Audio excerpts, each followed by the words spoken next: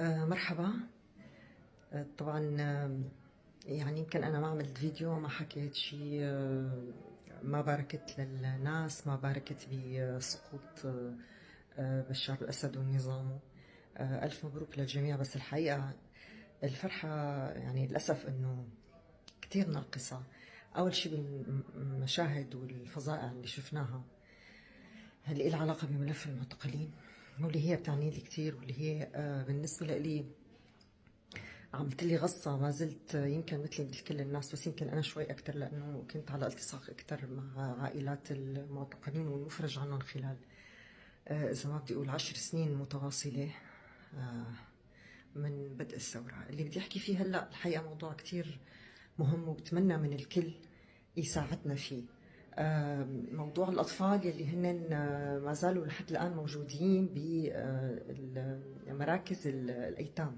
وتحديدا بدي أحكي هلأ عن موضوع الدكتورة رانيا العباسي وعائلتها، الست أطفال يلي اعتقلوا معها هي وزوجها وسكرتيرتها، واللي هلأ السيد حسان العباسي اللي هو أخوها للدكتورة صار له فترة عم يحكي بهذا الموضوع، ووصل لخيوط مهمة جدا العلاقة بأنه الأطفال أو بعض الأطفال خلينا نقول اتاخدوا وانحطوا بالاس او اس. الاس او اس اللي هي المنظمة اللي مفروض انه هي ترعى الأيتام، بتتكفل بالأيتام.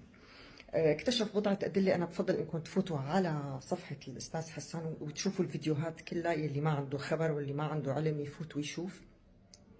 في أدلة كان بتشير إنه الأولاد انحطوا بالاس او اس، وكان هذا الشيء يصير بشكل متوالي.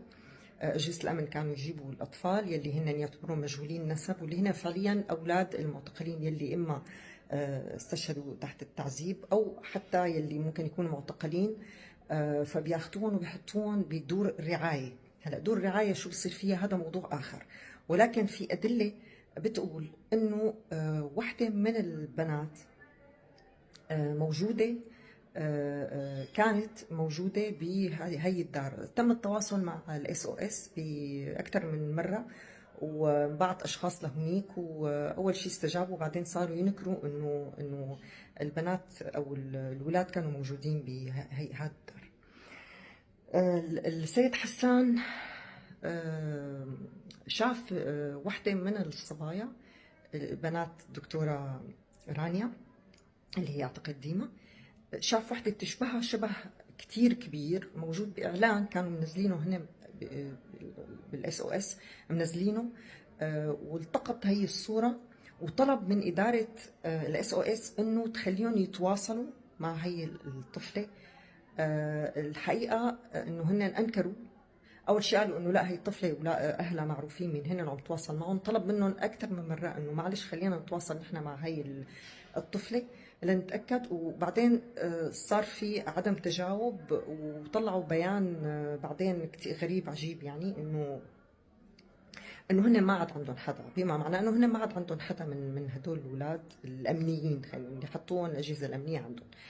انا بفضل تفوتوا تشوفوا الفيديوهات اللي عملها السيد حسان، تفهموا بالضبط لوين وصلنا. نحن بحاجه انه نوقف مع بعض، لانه اذا بينفتح هذا الملف الموضوع ما بيخص فقط اطفال الدكتوره رانيا العباسي، وانما بيخص اطفال كثير اتاخذوا مع اهاليهم واختفوا.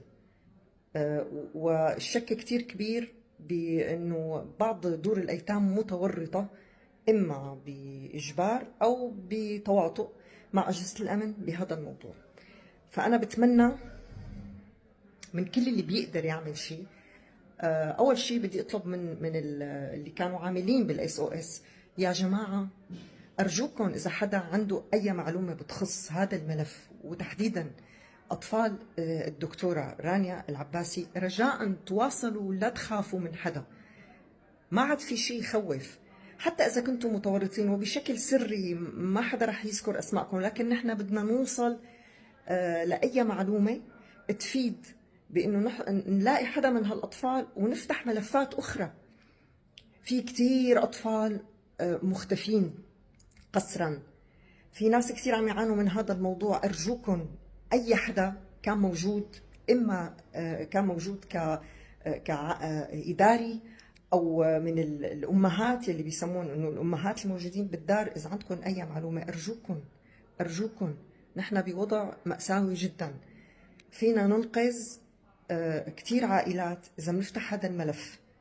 أرجوكم مرة تانية، أي حدا كان موجود داخل دار الرعاية وربي فيها، أرجوكم إذا عندكم أي معلومة تواصلوا مع السيد حسان عباس. رح أحط لكم أنا اللينك الصفحة، وتأكدوا تماما في حال طلبتوا أن يكون هذا أسماءكم سرية، فأكيد ما رح تنأذوا. إذا كنتم متورطين أو غصبا عنكم، أرجوكم أنكم تحكوا. هذا الملف كتير مهم، كتير مهم. كل اللي كانوا يشتغلوا بالاس او اس ودور الرعايه الاخرى اللي كانت تابعه لاسماء الاسد بشكل من الاشكال اللي كانت موجوده تحت رعايته تحديدا، الرجاء تواصلوا مع السيد حسان العباسي. ارجوكم، نحن بمرحله هلا كثير حلو ان نحن عم نفرح وننبسط وشيء عظيم جدا اللي صار، ولكن في غصه كثير كبيره بالحلق. في موضوع المعتقلين لحد الان ما عم ينشغل عليه كما يجب. الحقوقيين، المنظمات، هذا الموضوع كتير مهم. فينا ننقذ ما تبقى. ممكن يكونوا الأطفال الله لا يقدر مصفعين، ولكن ممكن يكونوا أيضا موجودين بمكان، والناس يلي متورطة بهذا الفعل ممكن تكون خايفة تحكي. بس أنتم عم تتخيلوا كم الأطفال يلي ممكن يكونوا موجودين بدور الرعاية من 2011 لحد هاللحظة. أرجوكم يا جماعة، أرجوكم تجاوبوا مع هذا الموضوع. أرجوكم خلينا نكون إيد واحدة، بلكي نقدر نوصل للعدد اللي نحن ما بنعرف قديش هو. من وقت ما انفتحت قضية أطفال الدكتورة رانيا، عم بيجي كتير تواصل للسيد حسان ولإلي أنا شخصيا، إنه هن كمان صار معهم نفس الشيء، وهن كمان وصلوا لأدلة بتقول إنه أولادهم محطوطين بدور رعاية. وفي ناس حتى من المفرج عنهم النساء اول ما اعتقلوا تاخذوا اولادهم ونحطوا بدور رعايه، وبعدين لما طلعوا رجعوا استلموهم من دور رعايه. فاذا الموضوع صحيح. ارجوكم يلي بيقدر يدلي باي معلومه وتاكدوا تماما انه ما رح تنأذوا، ولكن لازم ينفتح هذا الملف، لازم ينفتح هذا الملف. اللي بيقدر يساعد لا يقصر. شكرا كثير.